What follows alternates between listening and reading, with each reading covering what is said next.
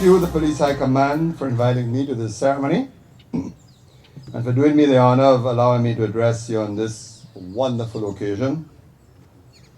From what I understand, this by far is one of the largest numbers of officers to be promoted in the Royal St. Lucia Police Force in recent years.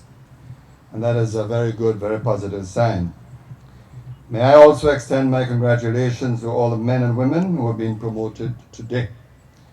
Undoubtedly, you must be proud and excited about your achievements, as your promotion suggests that you have excelled in the professional service of policing and that you have the skills for leadership now and in the future.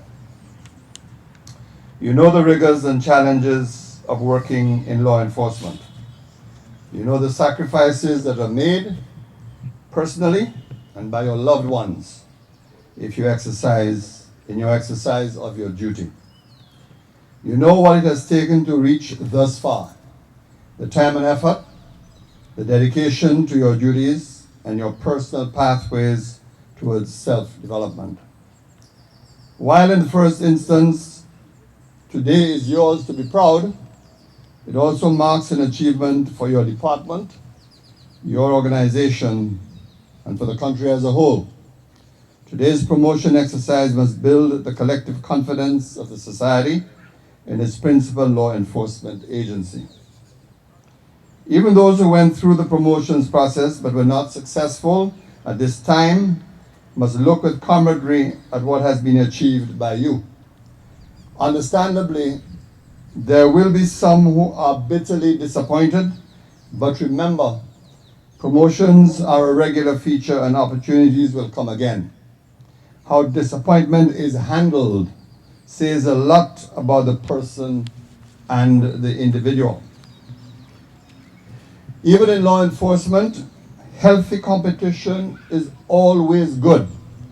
Society will have more confidence in the police force in which they know officers are led by men and women of character, courage, and independence, totally and absolutely committed to applying the law without motive, ill will, or malice. The police force must not be a place of refuge for those who harbor hatred and ill will to others, be it their neighbor or otherwise. Promotions in the past have always been a vexed issue. It has undoubtedly been a source of anxiety and embarrassment for the entire force, with accusations of cliques and circles holding sway when it came to advancement through the ranks. It has taken us some time to design and implement a formula for promotions in the Royal St. Lucia Police Force. This new system may not be perfect, but it is far better than what existed in the past. Whatever flaws exist, we need to resolve them, as it is vital that all police officers are confident in the decisions yielded by the process. We must make a break with the past. A professional, disciplined organization can ill afford to ever have a system of promotions be based on favoritism, on nepotism, or merely the subjectivisms and opinions of a few. Promotion should never be a tool of discrimination or victimization or the advancement of self-serving agendas. The negative effects of such forms of promotion are clear to us all. Demotivation and demoralization, corruption, abuse of power, disrespect and insubordination, and indeed even attrition of those who are frustrated. Furthermore, if the public holds no confidence in law enforcement promotions, it stands to reason that they may likely hold little confidence in the enforcement of the law itself. The decision to redesign the system of promotions in 2013 was a step towards establishing a meritocratic mechanism. As I stated earlier, the current procedures are far from perfect, but they nonetheless constitute a major step in the right direction. It is crucial that we move to a system that is clear and accountable, and which leans less on the influence of the subjective and more of the objectivity of testing, examinations, and formal interviews. I say this to re-emphasize the point I intimated in Parliament some time ago. There will always be what can be considered as some level of subjectivity in decisions such as these. There will be things that normal testing will not be able to capture. Finding the right balance in developing a framework for promotions has thus been no easy accomplishment in itself. A good assessment process must capture an officer's ability to lead, their depth of knowledge and skills, as well as their character and moral standing. It is a process which has rightfully been studied with scrutiny to ensure that it is as accountable and transparent as possible.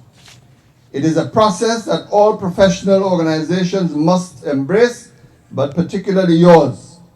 And it is a process that will always have detractors whose interests it may not serve. Again, I repeat that this is not to say that it is perfect, but that certainly it is fairer and more transparent. One thing must be made clear. Promotion cannot, however, be about length of service or the ability to peddle influence within ranks. It must also be about leadership.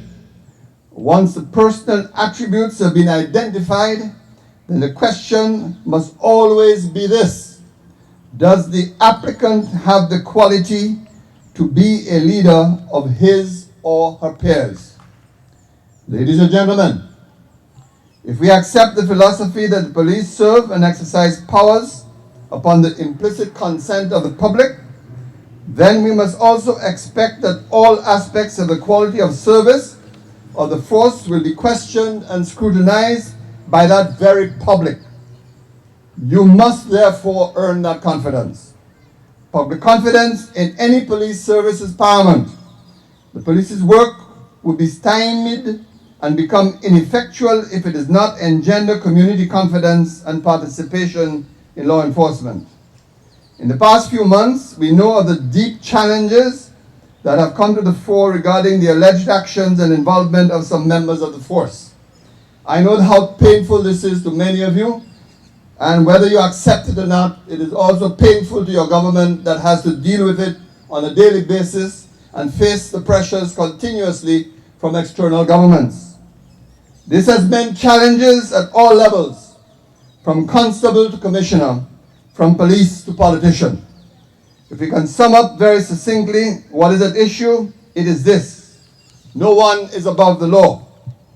Everyone must be accountable for their actions. This applies not only to the parliamentarians who make the law, but also to those who are entrusted to administer and pronounce on the law in the name of the society. The law is your shield and your sword. It cannot and must never be used for purposes other than what the law ordains and authorizes. For me, I guess you will understand, as a lawyer and a teacher of law at one time, the law is majestic. When a police officer uses the law as an instrument of revenge, spite and ill will, then he or she, as I said before, has no place in the Royal St. Lucia Police Force. We must break with the past, not only in matters of promotion. We must change the force and the system of justice to suit this era in our development. We need to understand that while we are ultimately accountable for our actions to our people, it is a case that whatever we do attracts the scrutiny of others around us. Situation that confronts us calls for a critical assessment of the state of our legal system and the effectiveness and interaction amongst all parties: the lawmakers, the courts, the prosecutors, the police, and even social services. In all of this, you are on the front line. You're the ones the public interacts with the most when they think of the law and crime. You are the faces of the law, and the faces the public associates with fighting crime and guaranteeing them peace and tranquility. Yet you do not operate alone. I know it can be frustrating when all the gears are not synchronized to deliver in unison. It can be frustrating when some gears are turning far more slowly than yours. But these inefficiencies must not weaken our resolve to fight evil. Evil is a fact of life. It is everywhere.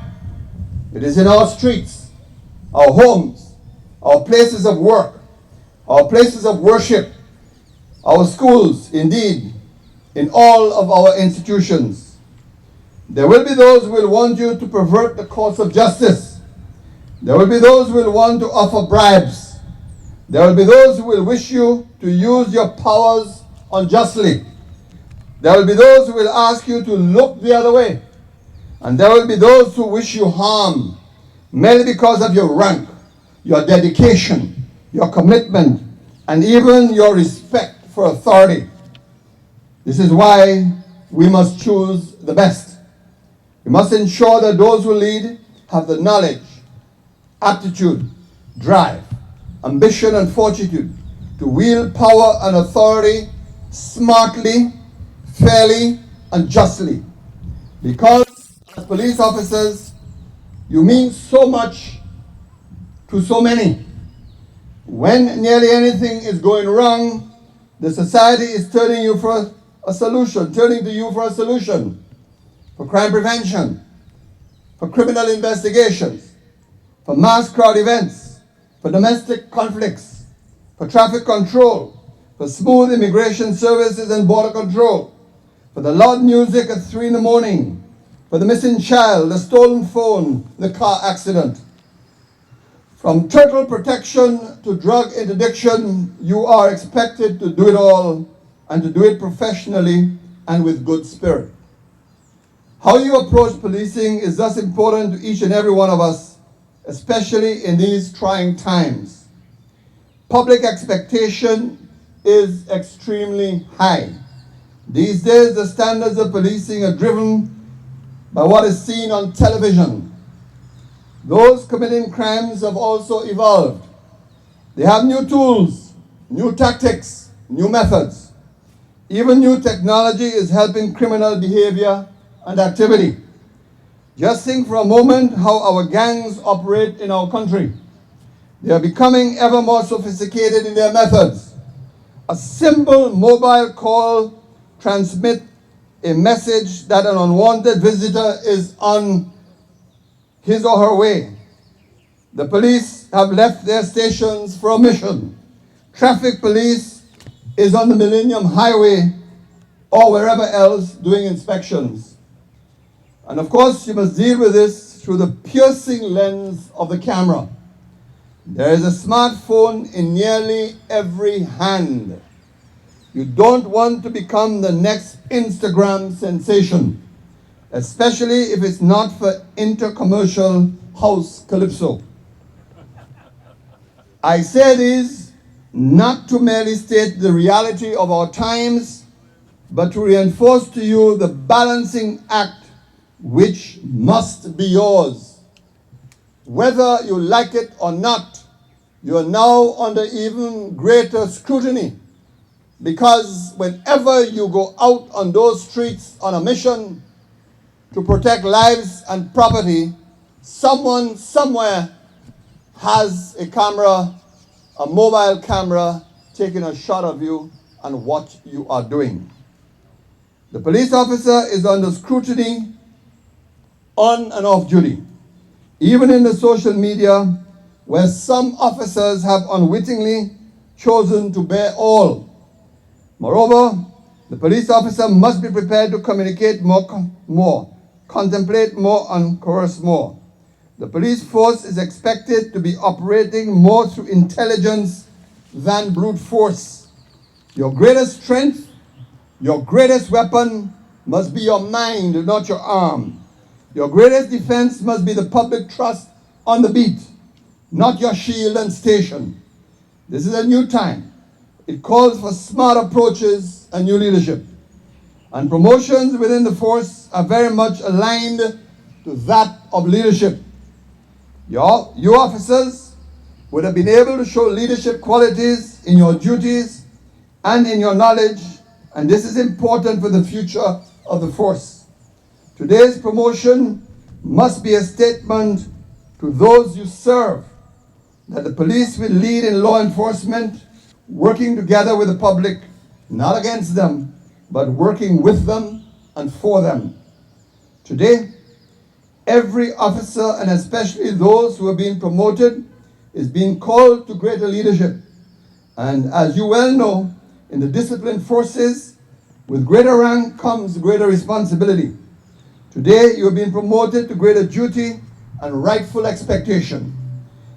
It is what the force requires at all ranks, in all divisions, and in all stations, departments, and units.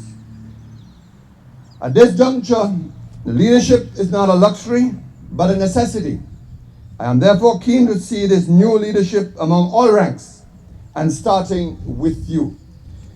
There ought to be no reason why the government of St. Lucia should ever have to turn outside to secure the leadership that the police force requires.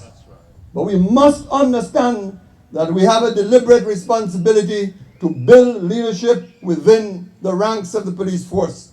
It is a responsibility not just of the government, but a responsibility of the force itself. At any one time, a government should have a range of possible contenders for the post of Deputy Commissioner of Police or Commissioner of Police. We have to resolve the scarcity of talent in the ranks of our force. For some, promotion is the end of their ambitions. They cannot prepare for retirement, but that should never be. A promotion recognizes the potential for leadership. It is not an end in itself. The first or the thirst for higher promotion should remain unquenched. Every officer has a right to aspire to the highest ranks. You have a right to dream for the job of Commissioner of Police, as indeed the Deputy Commissioner or Assistant Commissioner of Police. How you get there is a different matter. But it must be understood that there are no untouchables in the police force. Everyone who is promoted has a duty to justify the trust of promotion. This means just as you are promoted on the promise of leadership and professionalism, so too you must face the possibility of demotion or dismissal if you do not live up to the expectations that you offered. In time, I would hope that the leadership of the force can establish in clear terms the grounds that could attract demotion. To the new corporals, sergeants, and inspectors, your achievement is earned. Your achievement is justified. Your achievement has merit. Your achievement represents the competitive spirit of a force growing stronger, not weaker, as some claim. Your achievement must mean better management and leadership on the job, especially out in the field and on the beat. Your achievement must mean more smiles on the job and more client-focused public interaction. And your achievement must redound to better policing and a safer St. Lucia. I salute your achievement and wish you the best in your future professional development within the Royal St. Lucia Police Force. Ladies and gentlemen, I thank you, and I'm relieved that I've spared you the burden of remaining in the sun for much longer. Thank you.